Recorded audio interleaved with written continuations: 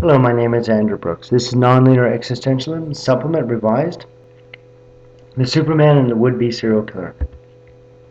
This is the overview of the presentation to give structure to the talk.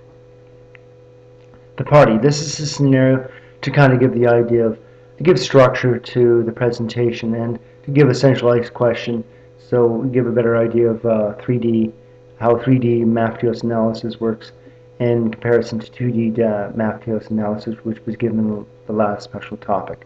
The scenario. Soon after arriving at a party, an attractive younger woman meets, at different times, two older men during the early part of the evening. The first man is interesting, charming, and attentive, while the second is opinionated and intense. Toward the end of the evening, she finds these men arguing. As she approaches them, the young woman is shocked to hear one of the men freely admit that he has thought about killing, to which the other gasps and calls him an animal. Questions are, who gasped why, and if asked and given the following presentation, whose behavior would the young lady think was more reflective than Superman, or one that is in the process of becoming one, and who she would consider to be the would-be serial killer. The main reason for going to 2D MAFTEOS analysis before 3D was because to go 3D right away, because it's a little bit more complex, it's important to like do a stepping stone. For 3D analysis, we still have the main components, the interference signal, functionality, residual incongruencies, and energy. And with this one also I wanted to kind of emphasize, like was within 2D MAFTEOS analysis, the relationship between the number of neuronal units being stimulated or inhibited and the relationship to the patterns. And those patterns together will produce a signal. And that signal is what's being compared into the interference. The limitation of 3D MAFTEOS analysis is only capable of illustrating general relationships between the given dimensions variables and cannot be adequately depict more complex and subtle correlations.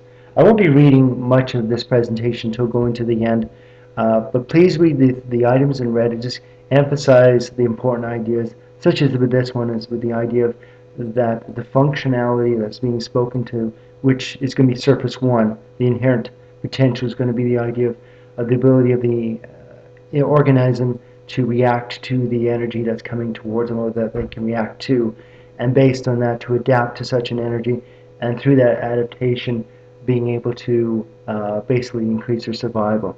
And this one's going to be directly related to the amount of interference and signal, and that's going to be basically being born from the V1B layer. At the primary part of that is what we have is going to be frequency modulation, and frequency modulation, which is time, continues on to be producing amplitude modulation. And that's what more I'm talking about for here for the interference. So as more amplitude modulation occurs, that what you have is that you have changes in the interference, which is independent of the amount of signal. So the signal is being produced in a different way than the interference. One's linear and one's nonlinear. And here you can go into the details.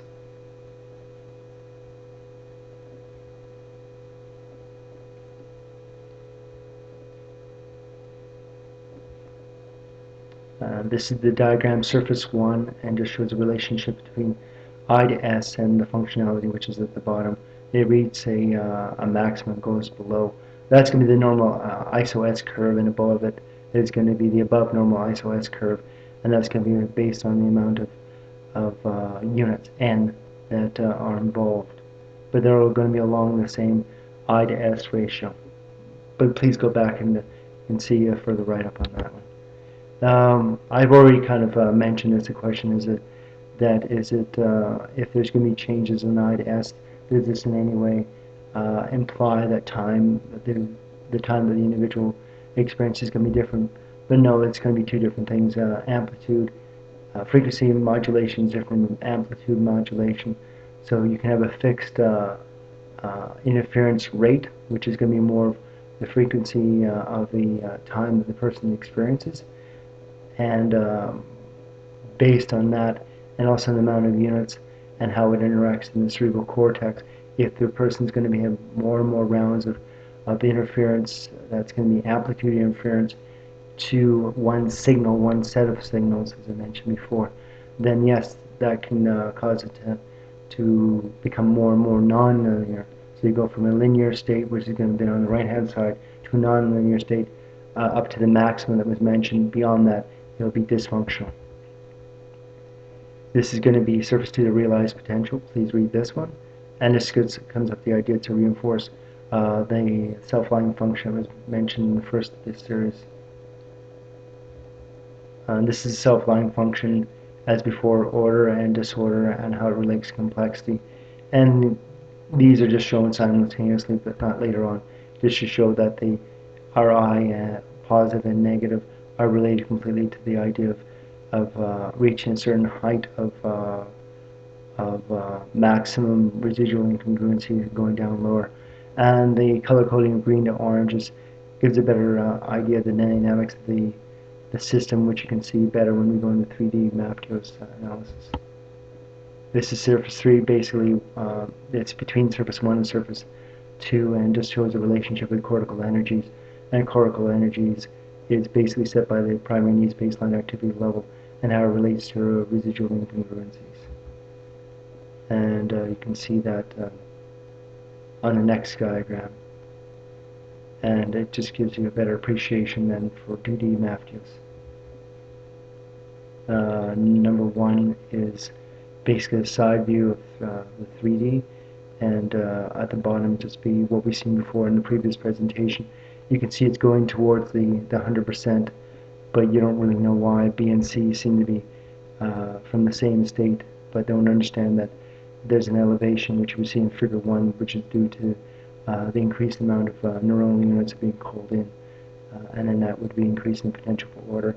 And on the right hand side of figure 1, the arrow from B to C going down is just showing that as it goes down, increase in order. Potential for order does not mean that order does occur, but showing that there is a possibility. This is the overview of 1, 2, and 3, all the surfaces interacting.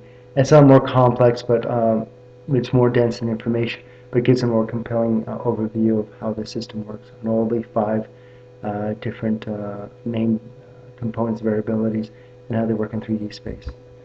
As I mentioned before, we're going to be comparing the Superman and the would-be serial killer, but the normal state, as we mentioned, 2D MAFTEOS analysis also, wanted to see how it compares to the same type of stages 1, 2, and 3, where you originally start off with no patterns, but at a very high level of residual incongruency production, because the individual does not have any patterns in the external and standards. The external states cause a very high amount of residual incongruencies, but paradoxically at the same time, that allows for the primary needs baseline activity level to be at 100%, because the caregivers are giving it, even though there's creating a great deal of disorder within the child. It also at the same time is meeting those needs without the parents being to provide for the child would be dead.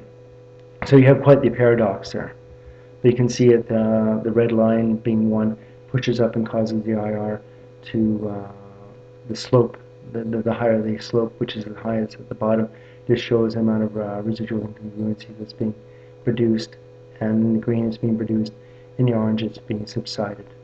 And you can see stages 1, 2, and 3, and how they interact with surfaces 1, 2, and 3. This is the idea of the Superman, and this is the ideal state that Nietzsche came up with first in his original works in the gay science, and later on in Thus Spoke Zarathustra. And the idea of the ideal man, an ideal man is not a physical force as in the comic book, but more of a person who struggles to improve themselves, and this is kind of a reflection of residual incongruencies and being accountable for one's own actions. Of course, there's a spiritual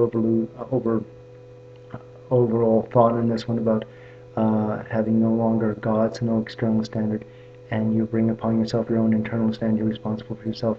So I'm not sure if Nietzsche came up with this idea, but you can see it in the drawing of this, the 3D model of how it might work with this one. Again, I'm supposing that there's an elevated state of the iso-S curve, which is going to be a byproduct of having higher intellect, which is going to be from the amount of N that's going to be leading to patterns and leading to a stronger signal. And you can see that in here in 1, which is very much like the normal case, but for this one, that we have an elevated above normal iso-S curve, and that's going to be pressure, and what happens is you reduce the size of the self-line curve, and what you can see, sorry, self-line function.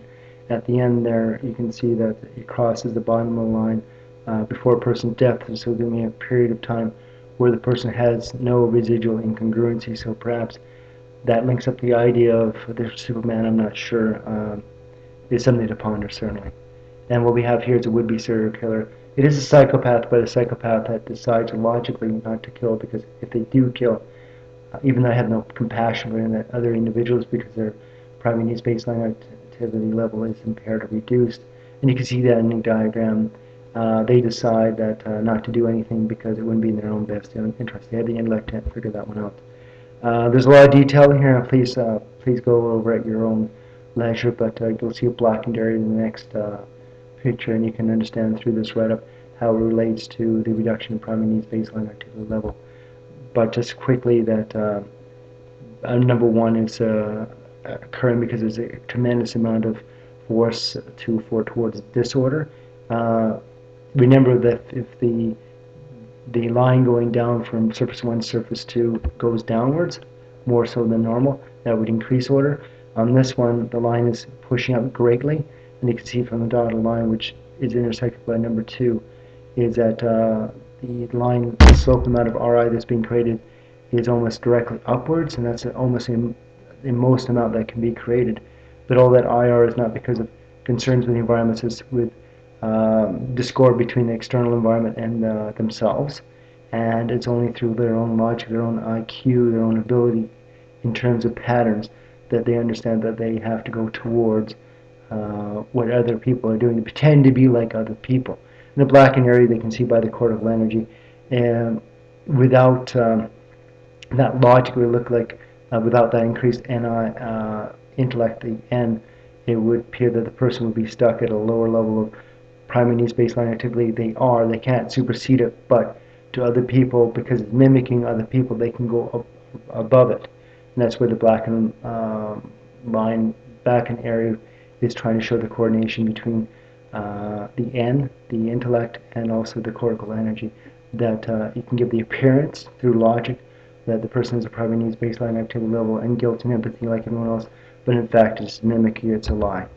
So we go back to the original question. The gospel would be, surprise, surprise, the interesting, charming, and attentive older man. Why? Because he is a would-be serial killer, and basically he wants to make the other person look bad to make himself look good. Even though the young, attractive lady might be nothing to him, but it's just the way he is. He just doesn't get it, he doesn't really care. And hopefully, number 3, the young lady would figure this out, acknowledge the fact that the other, given only 2 choices, is Superman because of intelligence and long-term interest, a personal betterment for himself, and others overrides his short-term desires of impressing a younger lady. So his opinionation, his passion to do what was right, short-term might upset people, but long-term goes toward the idea of RI reduction. And we might go, this seems a little strange. Does this conclusion imply that all men who try to impress young women by insulting or lying about another man are by default just smart psychopaths? No. Please realize that this is time sensitive, that surface 1 and surface 2 work in different directions. From above it looks like it's going to be going clockwise, but basically each stage has their own set level of I to S, as well as certain amount of RI, as you can see, that was given in previous case studies. And so what's happening is that the older man is acting like someone much, much, much younger, and it's because a normal older man would have the primary needs baseline activity level with the length, the breadth, in order to feel empathy and guilt and to know what's right and what's wrong. But this older man, which is going to be the would-be serial killer, doesn't have that. So it doesn't have the guilt. He cannot have guilt.